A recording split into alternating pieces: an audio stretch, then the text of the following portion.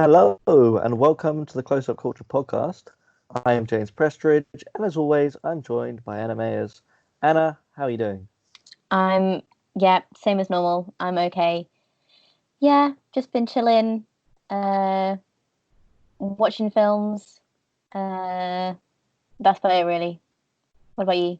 Any standout films that you've seen? Not really. I feel like I've just watched like films that are like, yeah, yeah.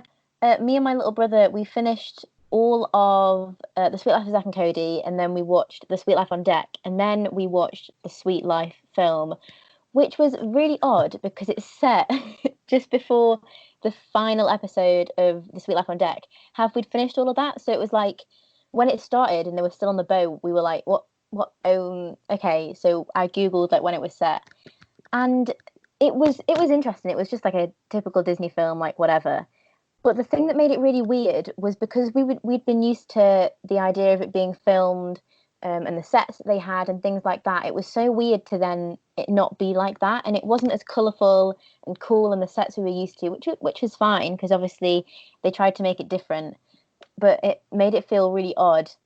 So it was enjoyable, but the kind of thing that I'd rather watch something else than that.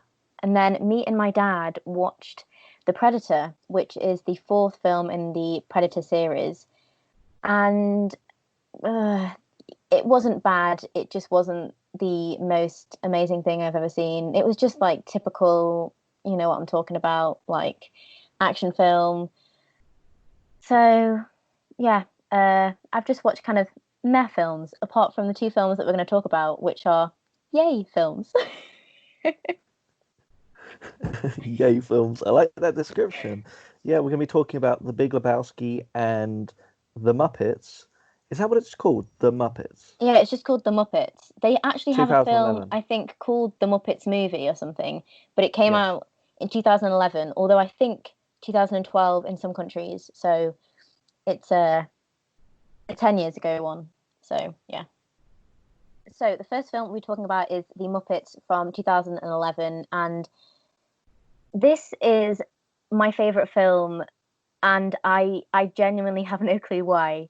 I've tried to think about it, and I am one of those people. I have a diary. I love printing out photos. I love writing letters and keeping all the ones I receive. I'm very sentimental about tickets and things. And I, the other day, in a little diary I used to have, found my ticket from 2000 and whenever I saw this film at an Odeon cinema. And I think one of the reasons I love it was because that day I went with my best friend at the time, and I just had so much fun, and it was fantastic. And the fact that I still have the ticket obviously means that this film and this moment meant a lot to me. And I think one of the reasons this film is my favorite is just because of the time and the happiness I felt rather than the actual film itself. I hope that makes sense. It is a good film. I think so anyway. I'm so glad it makes me so happy. I think Oh that's my it is days. magical though, because I'm not even sure if we've said this so far in the podcast. These are our two favorite films. We both picked our favorite films. I find it so interesting what goes into picking your favorite film. And for you, clearly, it is something that has a very happy memory behind it and is ultimately a film that picks you up whenever you're down. And just obviously listening to the soundtrack picks you up. And I think that's a really interesting thing to reflect on. I'll talk about The Big Lebowski and why I like it and why I say it's my favorite film. And it's very actually a very different reason to you, which I find quite interesting. I'm also got me thinking about the kind of movies that hold a similar sentimental value to me that maybe are not necessarily the best film of all time. It's not a Citizen Kane, but it has that special warm fuzzy feeling in my belly. And I'm trying to think, maybe even something just as simple as Shrek. It just has great childhood Yeah. memories, but it's not necessarily the best film. Although I'm not sure you appreciate my first note, but it says, "Who the f is Walter?" He Because at the literally, start, did you not watch the at film? the The whole at the starts like a start, 6 minute. okay, Hey, I'm Walter. This is my brother. Are you well shaking me? that's my thing. That's my thing. The whole film, the whole opening is introducing us to Walter. He's a new Muppet, and I seem to have vague memories of Walter being paraded around on TV, and everyone's saying this is the new Muppet. Maybe he was on the One Show and stuff like that, and they're saying this is the new Muppet. Do you like Walter? What do you like about Walter? What I found actually interesting, maybe I could ask this a bit more coherently. What I found interesting about this film is we're introduced to Walter, Jason Segel, Amy Adams, and their characters, and we sort of start on their journey, and we kind of lay out very early on. You can see where the conflict is going to come between the three of them. You can see that Amy Adams is going to feel like she's the odd one out here, and you can see that there's going to be issues between Jason Segel's character and Walter and their closeness, and obviously then having to learn to be apart a bit more. But then the Muppets come in, and you almost forget about Walter and everything going on, and then we return to that later on. Now I've lost any sense of a question You here. were going to ask me, do I like Walter? Yeah, do you like Walter? Do you like the story that we take him on here in this film? Obviously, you do. Yeah. To be honest, I think I do prefer, no offense to the Muppets, I prefer Jason Segel and Amy Adams characters in it, because I think that what makes the Muppets is that they're the Muppets. And that's it. You could put them in any kind of film situation. That's it. They've done the Christmas Carol, all sorts of things. And that makes them. But I think what made this film funny and lovable for me was the idea of humans being in it, but being very aware of the Muppets. Because in the films that they've been in the past, they play characters and people see them as people rather than puppets, mostly anyway. Whereas in this, the people see them as Muppets. And I think that's so funny. So for me, Walter is kind of a human slash a Muppet, but he's not my favorite character in it. And I like seeing his point of view, kind of being a mega fan. But actually, the reason he's a fan of them is because he is one of them, and he doesn't really realize that. But then he does, and it's like his dream is to be with the Muppets, and then he's finally given the chance, which is beautiful and amazing. So even though I like that and kind of how simple it is, and this idea of bringing humans and Muppets together, I do think that I prefer the characters of Gary and Mary. I just think that they're really funny, and I think Amy Adams and Jason Segel, they play off each other really well, and I really like that. So I do like Walter, but he isn't my favorite. No offense to him. I'm a big fan of Amy Adams, and I think her performance in Arrival is one of my favorites of all time. I love seeing the side of her, though. It was almost like the enchanted Amy Adams. She's having a bit of fun with this character, and it was really fun to see. Her goofy dancing, me party, might be my favorite part of this film. Not my favorite song necessarily, but my favorite part. Also, she did give me a little bit Twilight vibes quite early in this film. She gets a kiss from Jason Segel on the cheek, and she almost responds like I'm forgetting all the Twilight characters' names now. Like Bella. Like Bella seeing the vampire dude for the first time. She's I'm not on video right now, so I can't even show you, but she really sells it.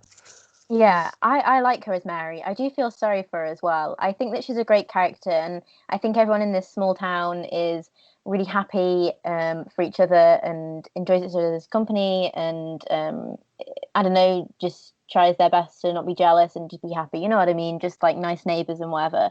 And Mary really wants Gary and Walter to see the Muppet Studios. When things go wrong, she wants to help.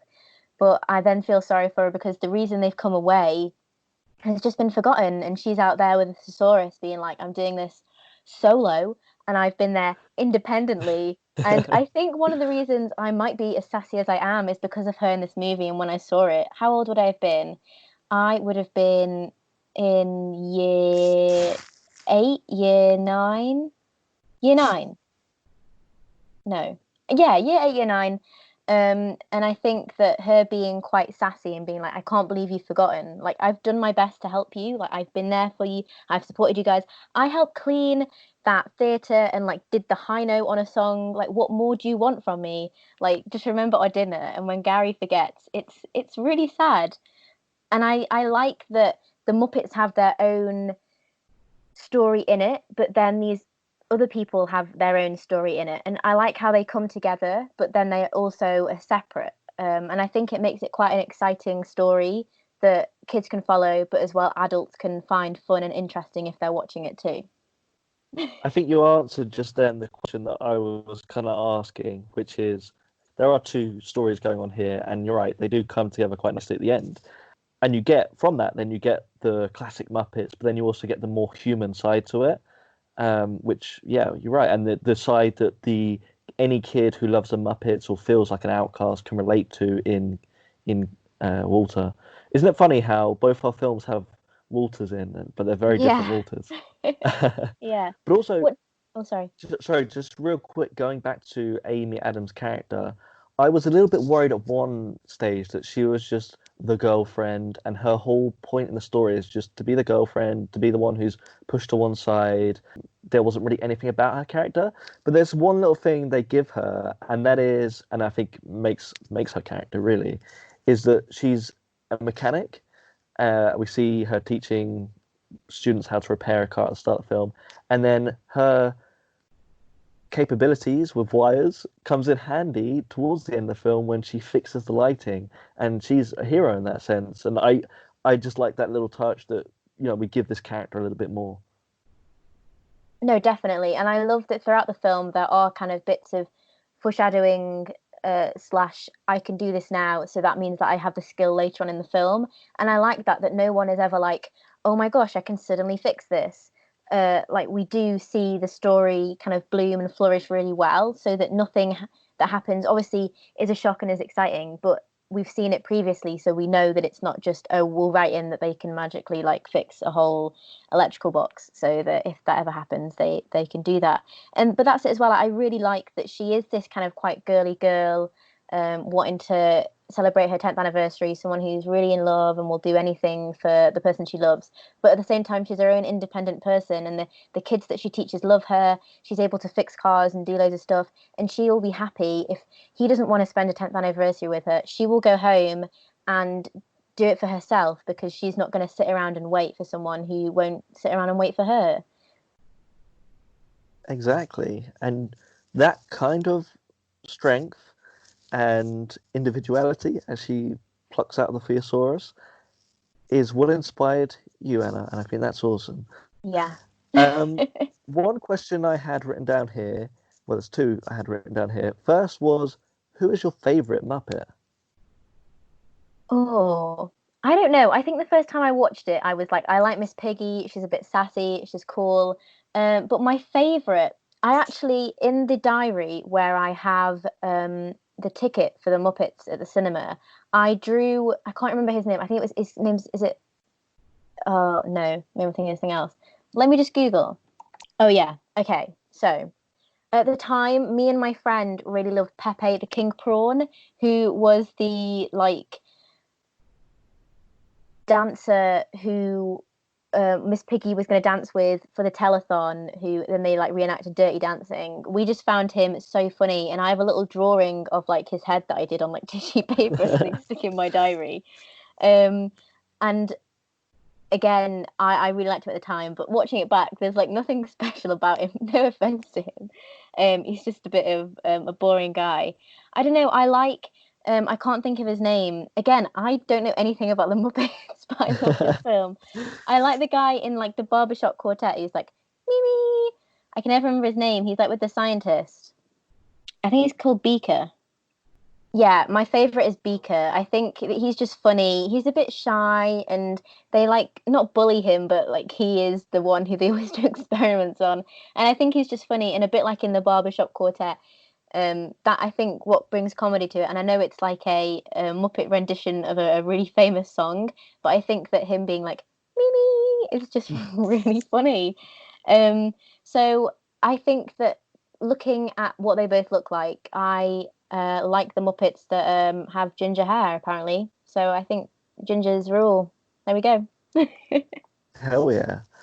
Also, another thing that stood out in this film to me is the amount of cameos there are. There are a lot of cameos here.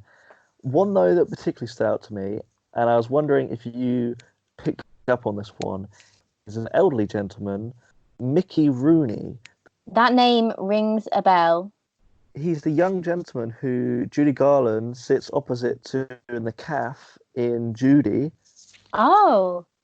Oh my gosh, yeah. Mickey Rooney, famous child actor, famous actor, and also he is the Asian stereotype in all the Asian horrible stereotype, I should say, in Breakfast at Tiffany's. Oh my gosh, no way. I'm just looking at his page now. Oh my gosh. But obviously, one of Hollywood's legends, and Yeah. he just pops up, I think, on a bench here. Oh yeah, he sings. He has the flat cap. He goes, "Life's a happy song." Yeah, there we go. When there's someone by your side to sing. Life's a happy song. When there's someone by your side to sing. There we go. That's my impression of him on the bench there. I want to see you act out the rest of this film. I probably could. I once went into a charity shop and they had the CD for it for the film, and it also has on it bits of audio because I think sometimes audio soundtracks, whether it's kind of musicals or things, have bits of speech in between, just so if you're listening to it, you can kind of get the whole vibe of the film. And I can probably speak that whole CD by heart because I just have it in my car, and I am not embarrassed by that. It's generally the best thing I've ever found in a charity shop, I think. Just quickly returning to the cameos, I Yeah. have a confession to make. There is one cameo with someone wearing a wig, and at first glance, I thought this person was Katy Perry. And I thought, oh, that's why young Anna went to see this film, because she knew Katy Perry was in it. But then about 2 seconds later, slapped my forehead because I realized it was Emily Blunt and doing a riff off the her character in Devil Wears Yeah, Devil Wears Prada. Prada. But I think that might have been my favorite of all the cameos. Yeah, I love all the cameos, and I think that's the thing. Some of them are quite big, like the Selena Gomez and Whoopi Goldberg going in to take calls at the telethon, and others like play actual characters. And I just love how they're all just very aware of this film and breaking the fourth wall. And as well, I love when they go in and she's not like listening because obviously that's kind of her character. And then suddenly when they disappear and come back as a Muppet Man, it's like she knows that they're a bunch of Muppets stood on top of each other, but because they say they have an appointment, she's like, "Well, I have to let you through then. Like, you've got an appointment." Wow. Um, uh, that's it. I think she is my favorite cameo too. I think all the cameos are brilliant, and I think Jack Black brings something to the film that's hilarious, and we can get onto him in a minute. But I think Emily Blunt does something that it's the kind of thing that if you haven't seen The Devil Wears Prada, you won't get it or find it as funny. But I think that she does a fantastic job of kind of bringing this high fashion lady slash someone who literally has no clue what's going on. So when someone in a big coat and a hat comes and goes, "I have an appointment," she's just like, "Oh, of course, go on up if you can." Let's go into Jack Black then. He turns up in a anger management facility. Am I correct?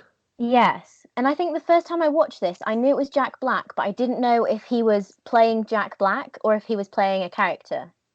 Did you think that too, or were you just like, it's Jack Black?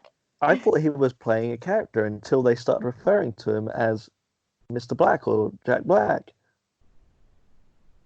Yeah, I think it's really funny that they did that. And I like, again, how it wasn't just, oh, we'll just go and kidnap Jack Black. Like, he was part of the story before.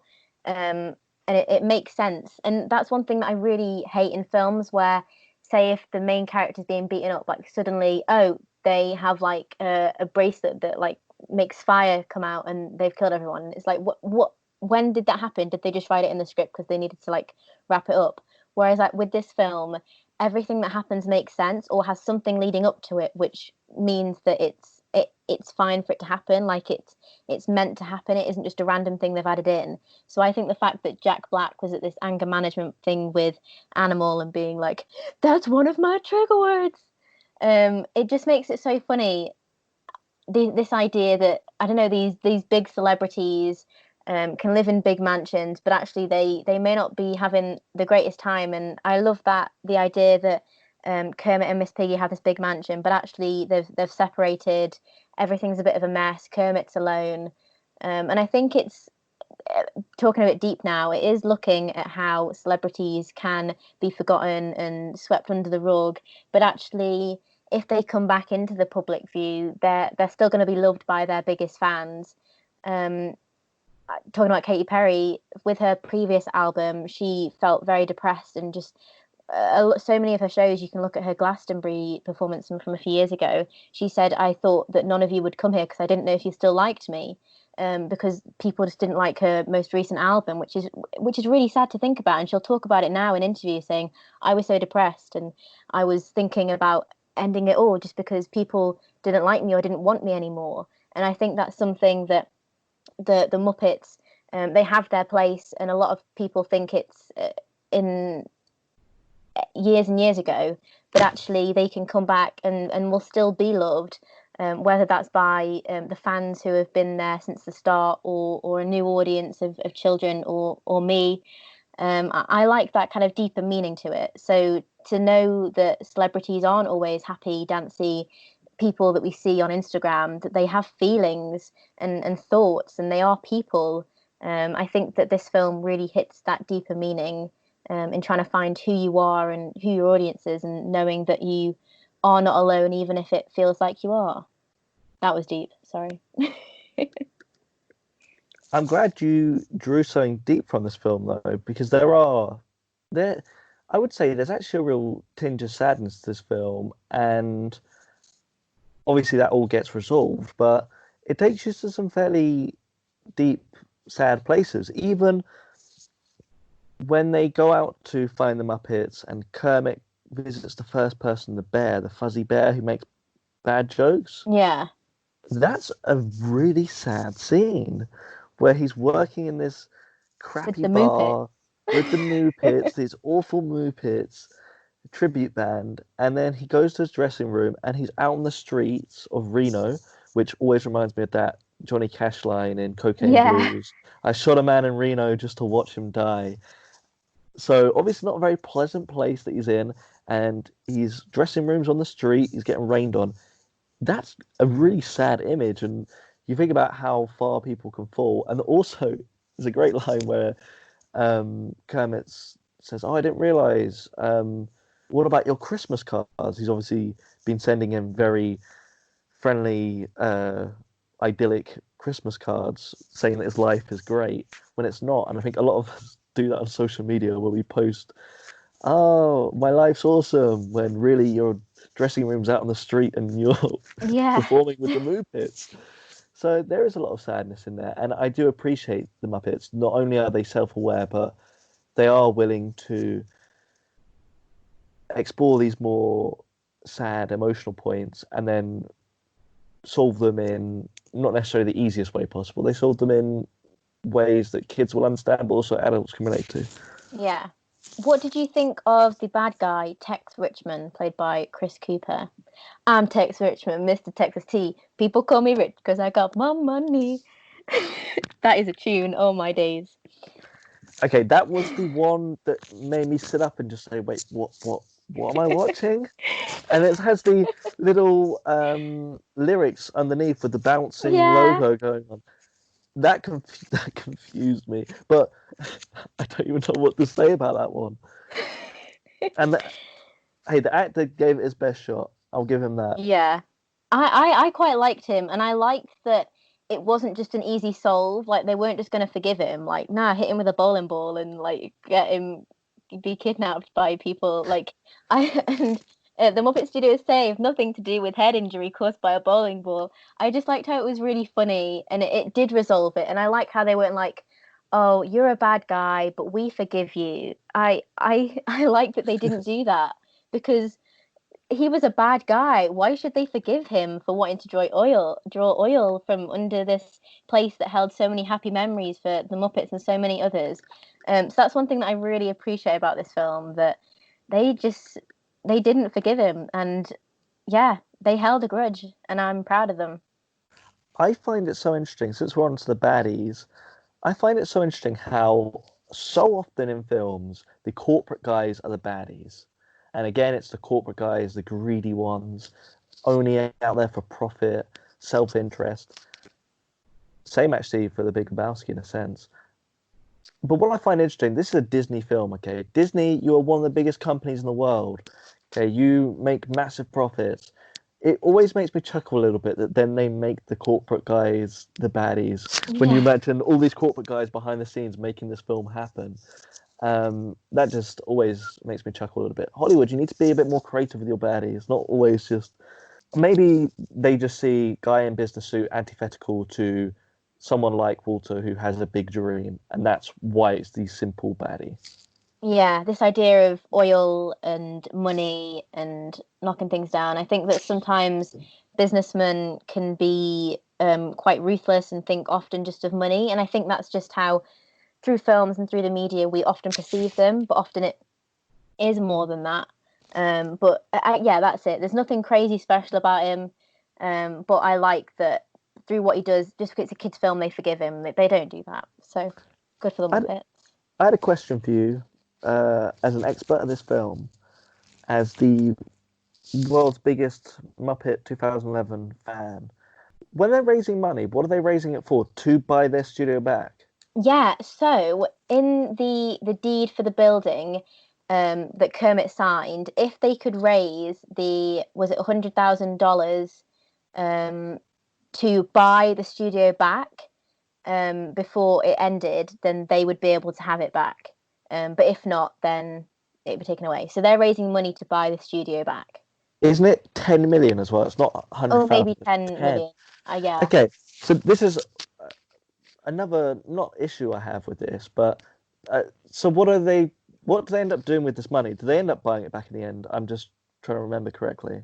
Well, that's the thing. It goes into the credits and it says that obviously Tex Richmond was hit by a bowling ball, cheers Gonzo, and it says that he signed it back to them. So whether the money had anything to do with it or Tex Richmond was just like, I can't remember things, here's the theatre. So I don't know what they used the money for, but whether it was to like paint it and redo it and put up a new sign or something, I don't know. But I don't think that the money was used in the buying back of the theatre. So is that classed as like illegal money laundering because you're not using it for what you said you would? I don't know, but I think that people will be like, "We love you, Muppets. Just take our money." So I think that is one of the flaws in the film. That is a bit like, if you think about that legally, I don't think that's right. But hey ho. FBI investigation incoming. But no, it's not one of those things that it's not the kind of movie where you really care about those kind of things. It did just make me raise my eyebrows. What are they doing with this money? Maybe they give it all to charity. That's the kind of thing the Muppets would do. Yeah. One other thing actually was, again, something silly, but I thought I'd point it out. Gonzo literally blows up his factory without checking people have left or not. Okay, he could have literally killed about 100 workers because he didn't want to see plungers again or whatever he was selling. I love Gonzo. He's actually my favourite Muppet because of ones I used to watch as a kid, TV, movies, whatever they were.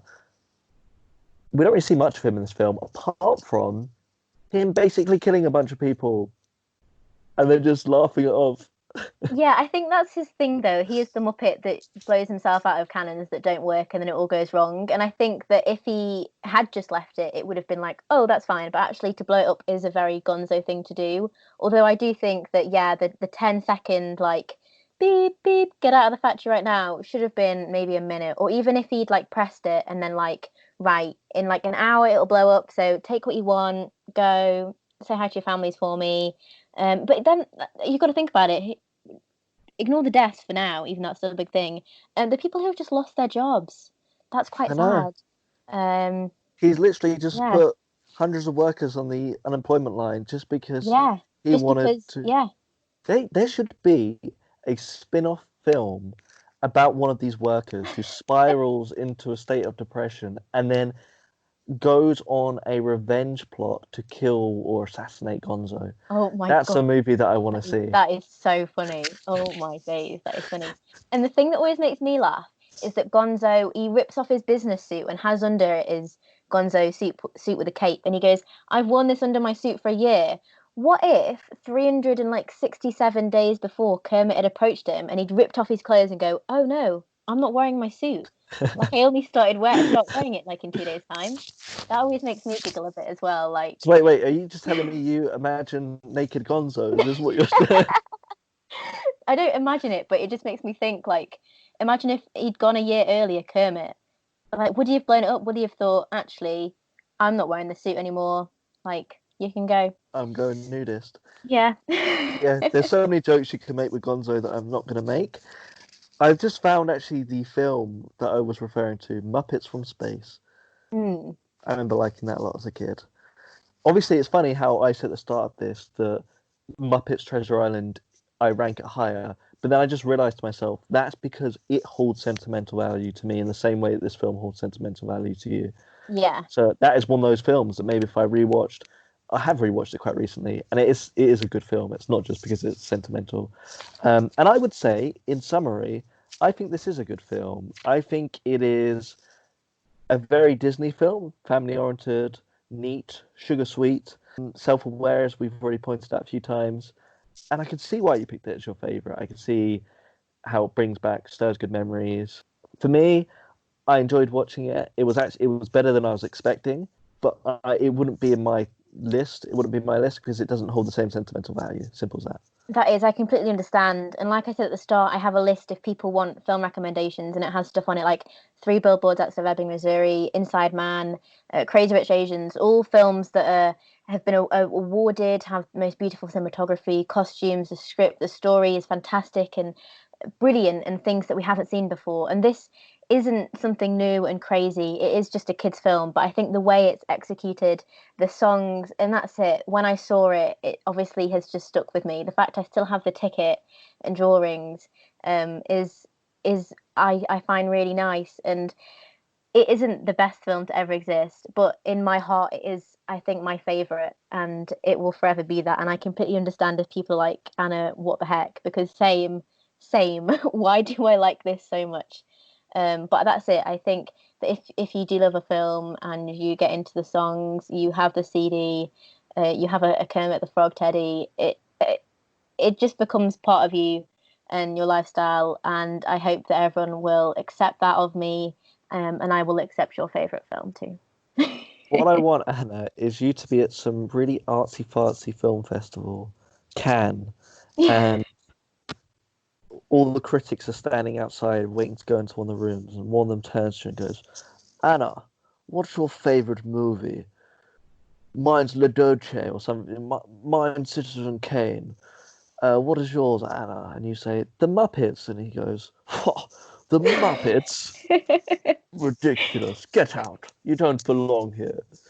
Sorry, I do think there is a general film snobbery, and perhaps I'm even guilty of it myself. But Well, that's what I think as well. I, being a film buff, some may say, that's why I have this list. There are so many favorite films that I love, and like the three that I read out before are just some of them.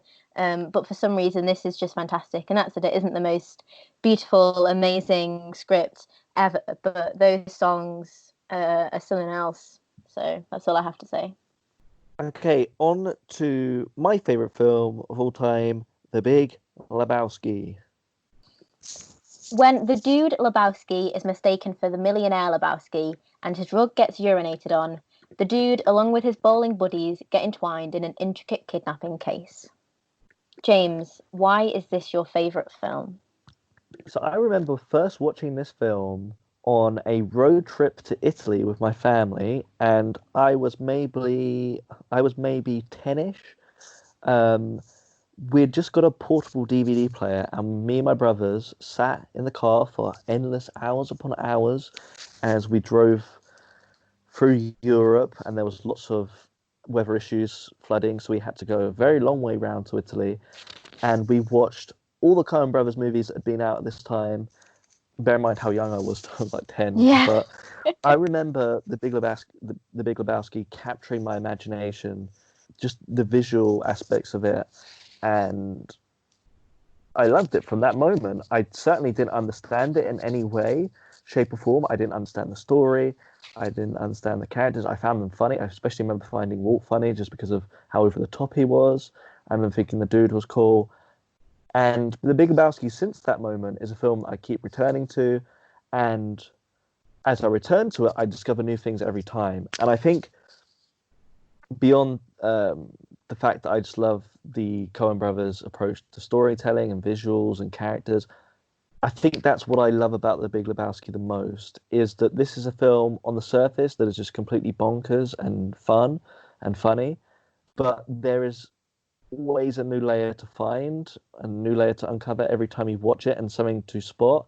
And I admire that about this film, and I feel like that's what I really do love in a movie, when a movie is enjoyable in one sense, that it's just enjoyable. You can watch it mindlessly as a movie, but then you can also watch it again and discover new things, and you can appreciate the artistry and the level of detail and imagination that's gone into the film and care.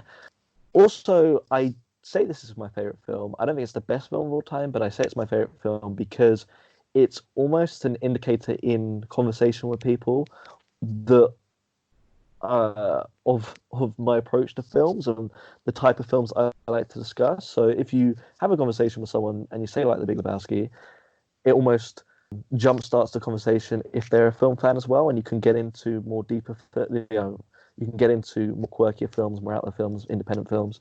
Whereas if I were to say my favorite film was Shrek, then they might say, okay, we can only talk about DreamWorks films, Disney films. Does that make sense? It's almost like an indicator that I have a fairly wide film vocabulary and I can talk about most films.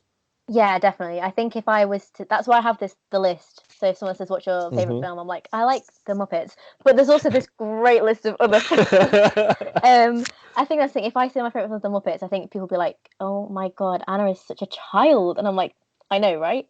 But I think if you said that your favorite film was Pulp Fiction or Fight Club or The Big Lebowski, no offense, if that's your favorite film, fantastic. But I think that does open up people to think like, "Oh wow, so you like action stuff happening, really budget film, the script, quite interesting things." And I definitely agree that it makes it look like your outlook on the film world is a bit different and more unique, if that makes sense. Yeah, it almost makes me sound like I'm trying to be hipsterish and out there, but it's just, I think it's a good way of just indicating, these are the type of films I like. Uh, I'm just repeating myself here, but as I say, there's so much to this film. There's so many layers. Even though I was just noticing watching it again last night, I'm a little bit worried this conversation now could be severely scattered because my notes are just endless. I'm interested now to hear your perspective because this is a film that maybe takes 5 or 6 viewings to catch everything. And as I say, I've watched it probably upwards of 10 times and I'm still catching things. How did you experience this? How did you find watching this film and trying to follow this story and everything that's going on? Yeah, I watched this with my dad, and we were in my room, and I was like, "We've just got to." It's a Coen Brothers film, and I said to him this, like, they're weird, so we just got to let ourselves get into the film and really appreciate it for what it is. So we watched it, and I really liked it. There wasn't a point where I was like, "Oh, I'm not getting into this," because I think I understood because it was weird from the start that I allowed myself to just get swept away and love it.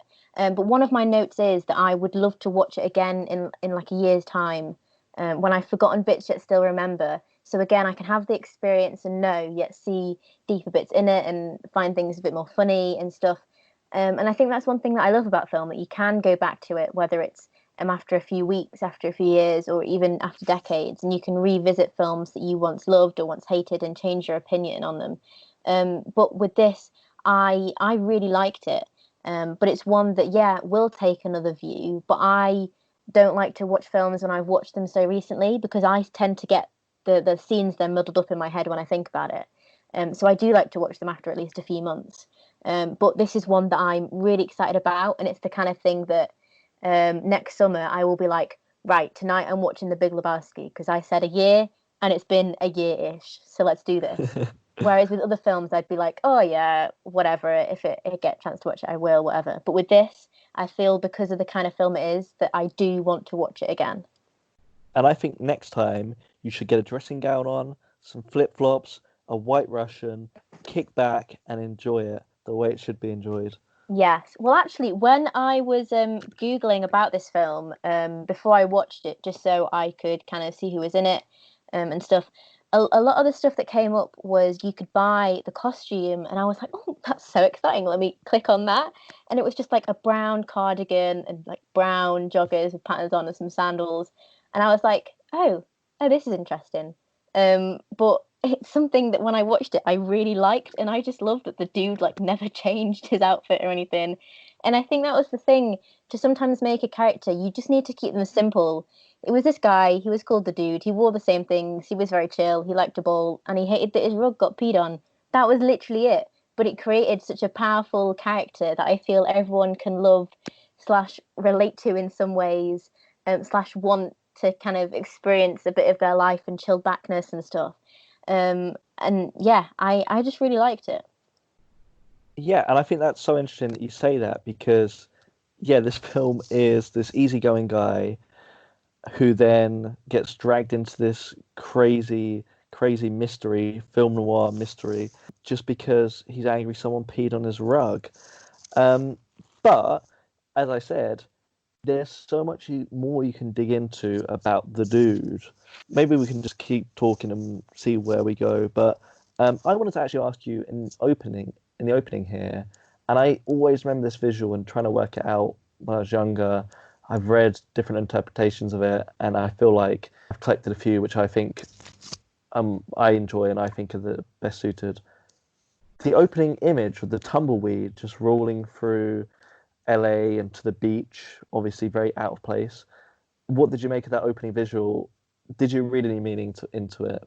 To be honest, I didn't read any meanings into it, but for me, just with the narration and style of it, it was like it was going to be a modern-ish Western. Like in Hmm. my opinion, that's kind of what it just felt like. Um, no, thinking about it after watching the film, it is kind of like the dude being in this crazy like hostage situation, getting money and being in this big lavish place, and there's like a naked lady on like a weird fabric trampoline and stuff. Like he is someone who is not meant to be there, and I Hmm. think that possibly this film showed the start of it anyway, kind of mirroring the dude being in these places that he's not really meant to be in. That I think that's exactly it. And um, okay, problem is I've read so much about this film over the years as well that I have just so many thoughts about every scene in my head. But I mean, I think you can read so much just into that one scene.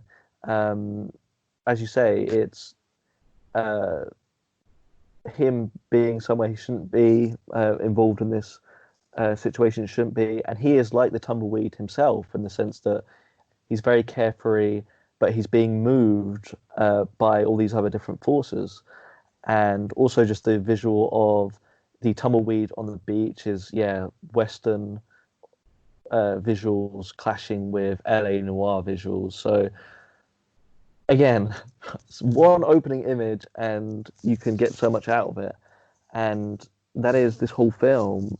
But I wanted to read a quote from one of the Coen brothers that always sticks to me about this film.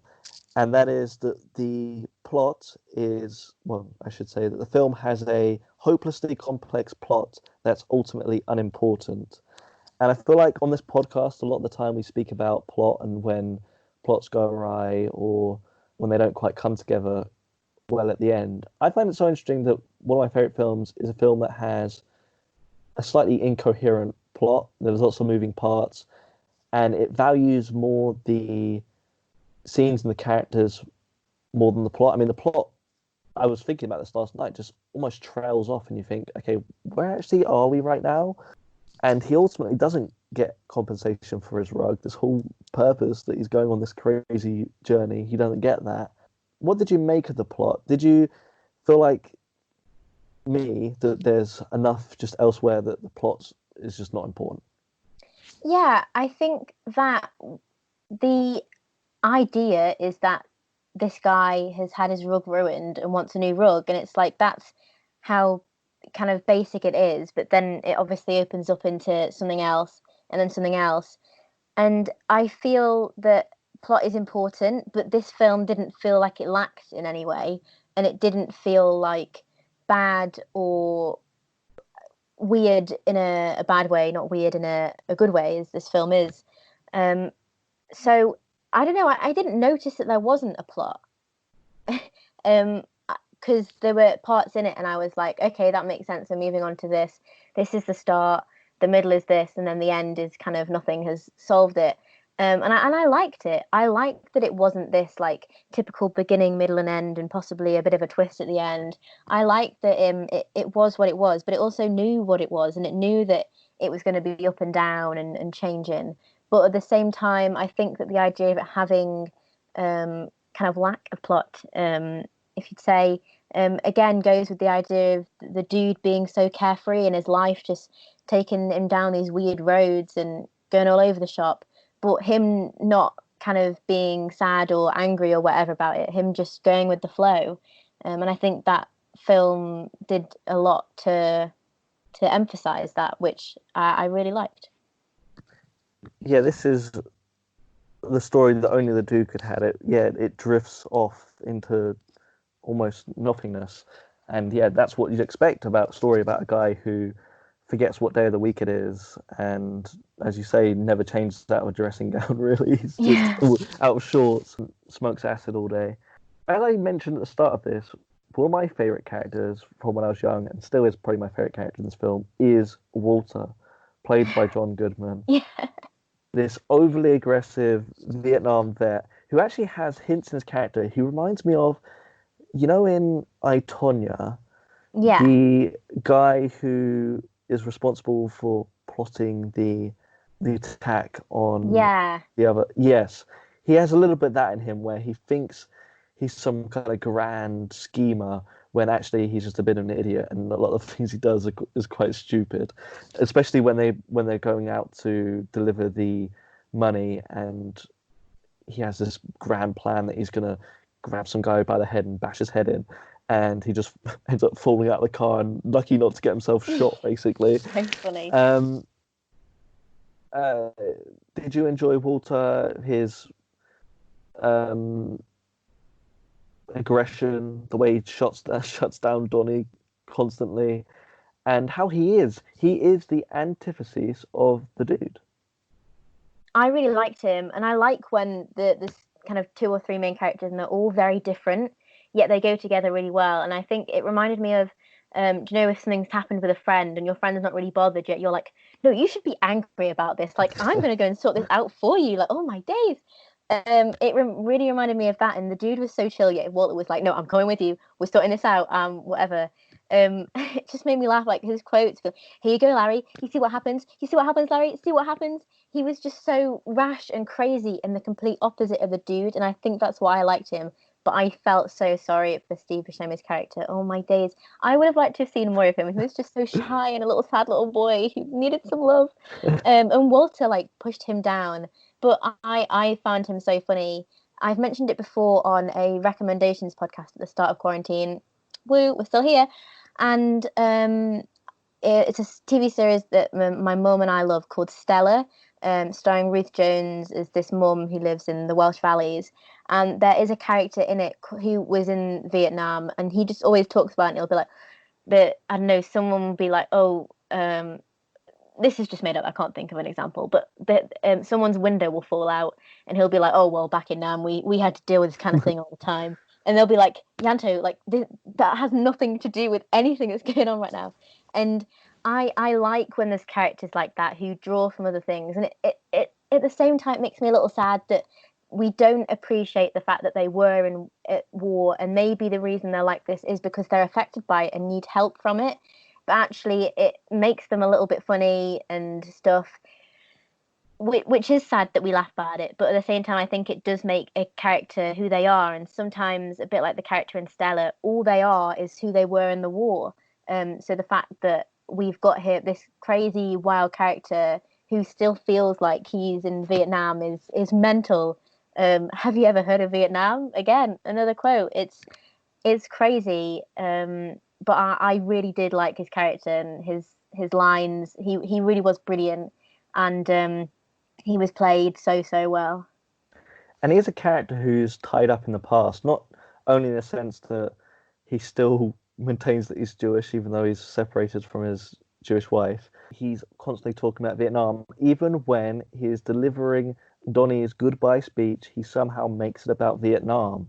I find that really interesting. that he's had no real progression in his life, whereas the dude's almost the opposite, where we hear that he used to be really politically active, and he was part of the Seattle Seven, or he made that happen, I think he says, where he's now almost regressed to this more chilled back, passive guy who's not actively out there trying to help social issues. He's just living in his own lane and doing his own thing. And Donnie is almost caught in between these two figures. He's just meek and that allows himself to get bullied around by these two effectively, or especially by Walt.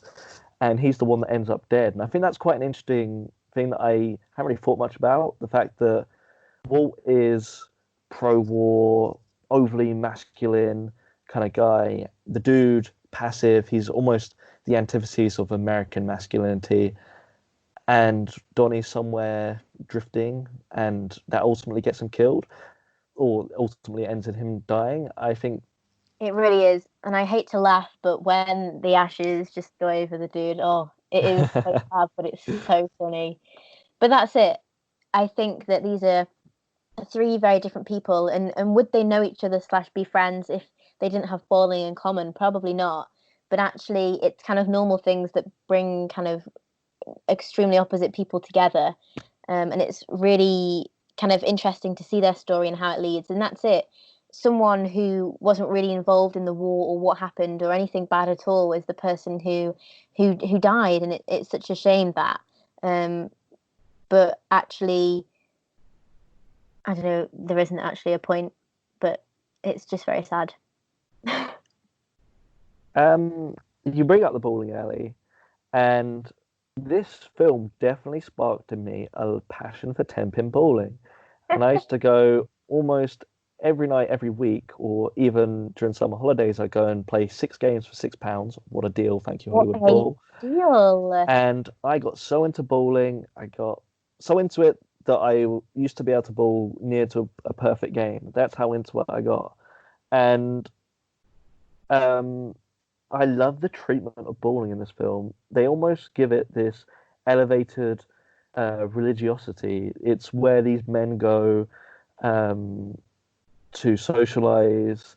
They worship it. They worship the rules. Look at Walter, the way he reacts when someone tries to break the rules and he points a gun in their face. So funny.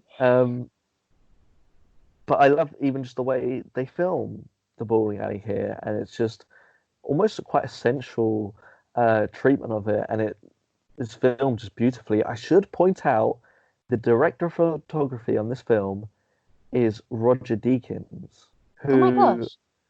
we most recently praised for his work on 1917. Yeah, 1917. How cool is that? That is so cool. And I mean, the Coen brothers themselves have just incredible vision for visuals that will stay in your mind.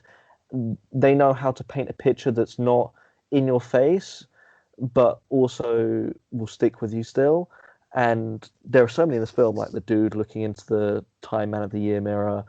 Anything in the bowling alley is just distinctly memorable. But I never knew that actually until looking at the IMDb page quite recently. I knew Deakins worked on a lot of the worked with the Coen brothers in a lot of films, but I didn't realize he did Big Lebowski, and I thought that was really cool.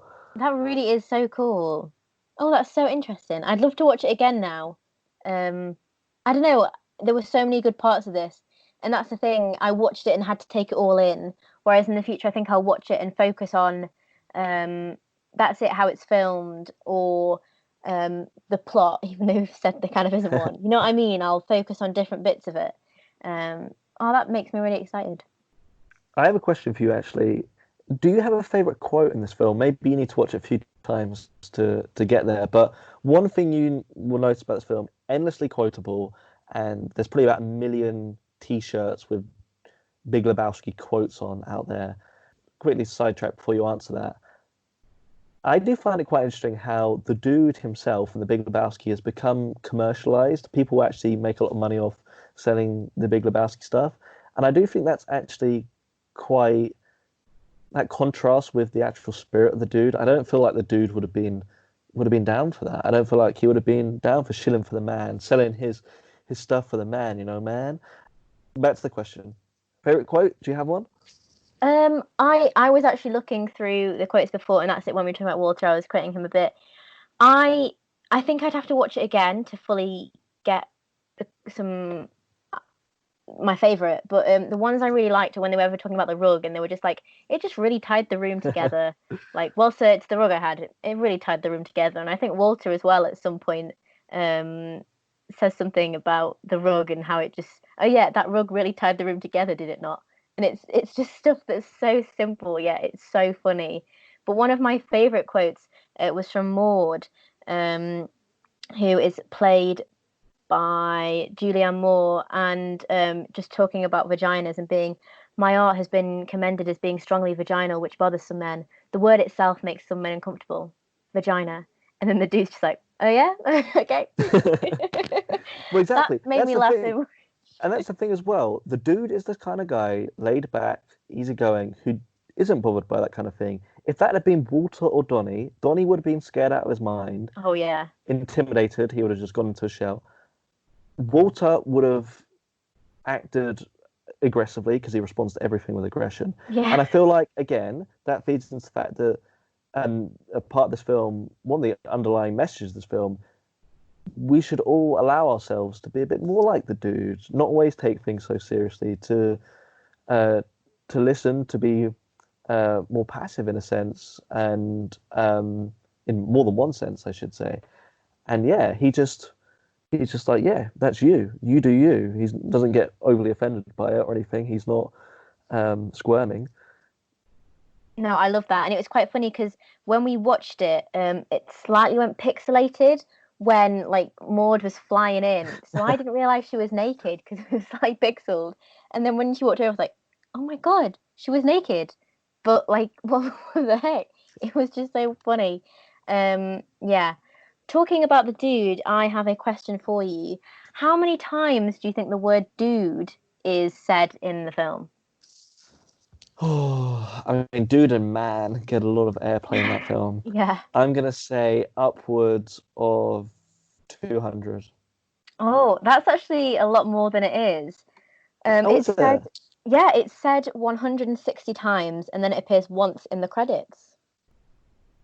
I do just want to bring up the dream sequences because they're a lot of Mm, fun.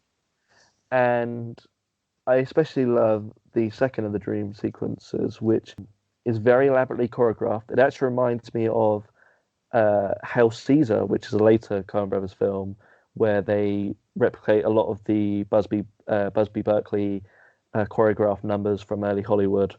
Um, but this is the dude at the center of that, and it's the dude's vision, and it's quasi porno because of obviously what we saw earlier in the film. All his kind of insecurity and thoughts going through there. There's the threat of castration, all kinds of stuff going yeah. on, a lot of sexual stuff. But just at the core of it, very visually pleasing, and striking and just fun to watch. You don't necessarily have to engage with the deeper meanings of it. You can just watch it and be like, this is trippy and it's fun. That's it completely. I've written a part of my notes like the cool graphics and dream sequences, and I really like the stars that were used on the outside of the bowling alley a lot. And yeah, the dream sequences are really cool because it felt like, I don't know, did we ever see the dude take drugs or anything like that? Obviously, he drank White Russians a lot, but I don't. Did we ever see him take drugs? Yeah, we see him smoke acid. Oh, okay. Maybe I just have my eyes closed then, I don't know.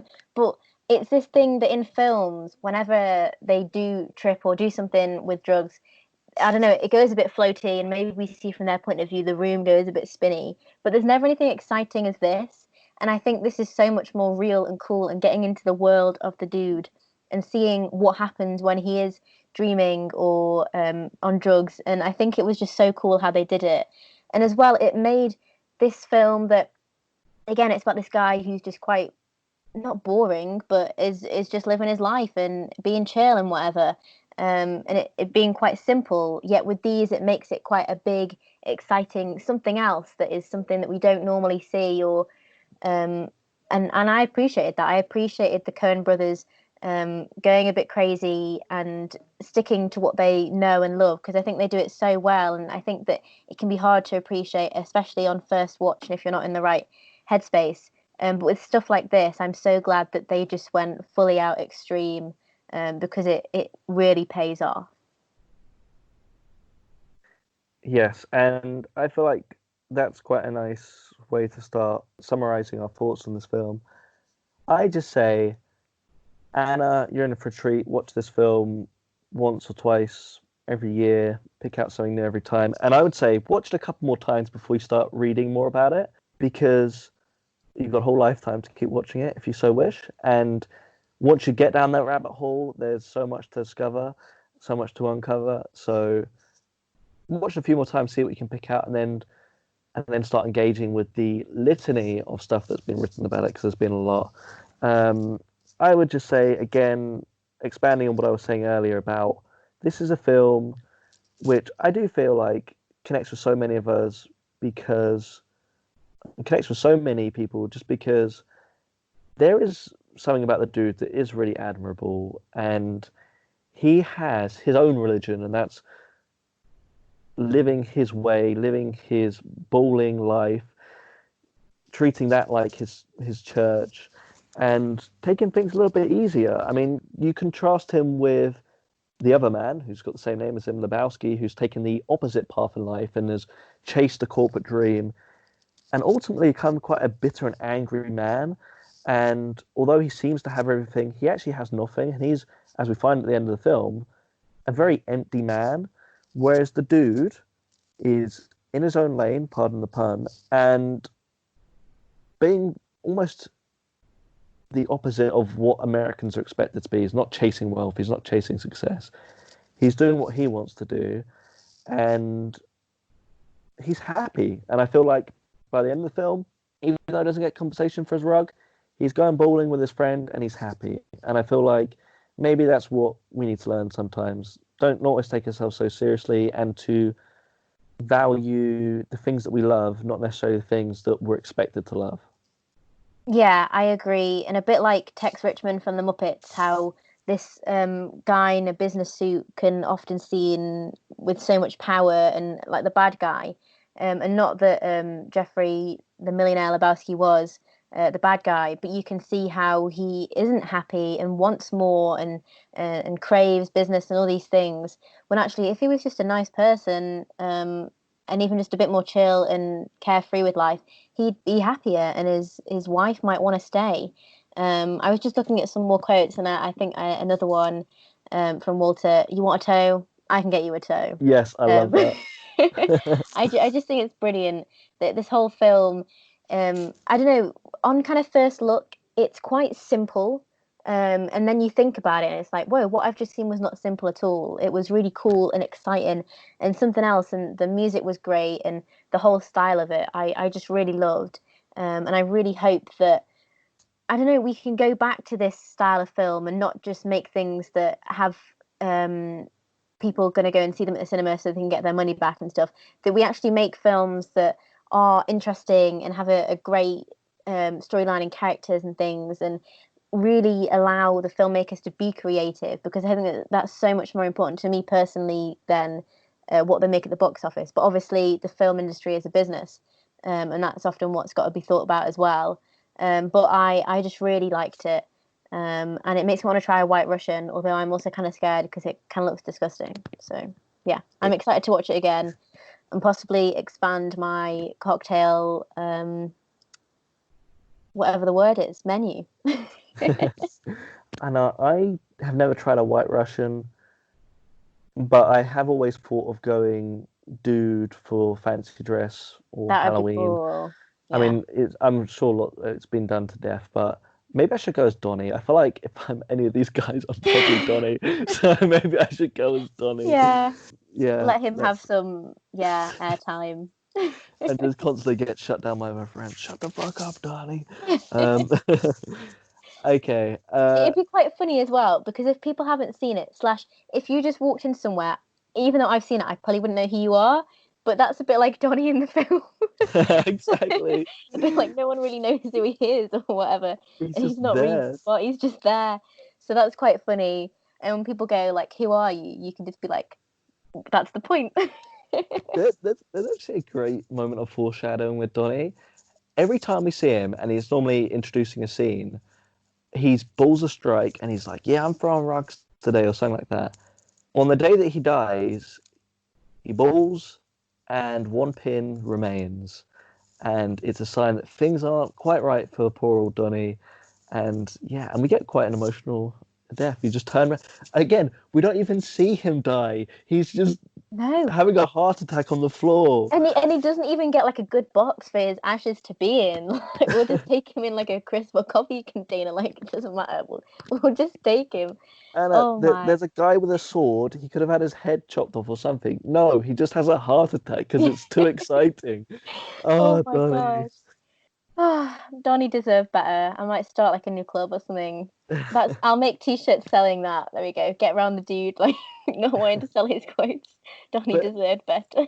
he's a real contrast as well. So you think about Steve Buscemi in Fargo. Have you ever seen Fargo? I haven't no, but that was one that was highly recommended to me by Google and reviews of The Big Lebowski. So maybe that'll be next. You should definitely go to Fargo because I think Fargo is just before The Big Lebowski, and it's one that really put the Coen Brothers on the map. And then The Big Lebowski did not do well when it first came out, and it only really struck a chord, uh, I think, about 10 or so years later with the Iraq War, because this film has the Kuwait War in the background, and obviously, again, um, the Kuwait War or the Kuwait conflict was very much about American aggression and American aggression. Uh, as seen in Walt and in Lebowski, the dude is the complete opposite. He's a pacifist. He would not have dealt with that conflict in the same way. And maybe there is a part of the American public who would rather they were more like the dude and took the pacifist approach. But anyway, that's another lane. That's another gutter to go down another time. But no, it's been really nice to watch your favorite film, and it's quite funny how different our favorite films are. And as well, they're not crazy big budget films. They're films that are, I don't know, quite simple at first glance, but then Muppets maybe not so as much, but have deeper meanings. And the reason they mean so much to us is because we watched them when we were younger and somehow connected to them and wanted to experience more. And I think that's really nice. So yeah. Yeah, it's been really fun watching our favorite movies, and that's all I have to say. Yeah. No, and I'm glad that they were strikingly different in a sense, but also had some strange crossover. Bowling balls in both as well. Walters in Yeah. both. Oh my god. Um, They're in the Corporate same America. universe. Are they in the same universe? Maybe. Imagine that. Just Maybe. a Muppet showing up on the bowling alley. Okay. Sorry, I was just about to close this off, but can I just say one of my favorite quotes? Yeah. Nobody fucks with Jesus. Oh my god. Jesus, When I he think came in his top, I said to my dad, "Oh my god, he's called Jesus." And then he said that. Oh, it was so funny. one of my favorite moments in this entire film, and it's just a moment of almost like ridiculous slapstick comedy Yeah. where the camera turns around and he's polishing his balls in a really like furious way. It's just a funny visual, but yeah. Um, there's stuff you can read into about Jesus. The Jesus character is a very interesting one with lots of sub meaning there. But again, I'm not the right person to get into it, and we don't have enough time. Let's end this podcast there. Thank you very much for listening. Thank you very much for sharing your favorite film with me, Anna, and we'll speak to you next week. Yes. Goodbye. Goodbye. Bam, bam, bam. Cool.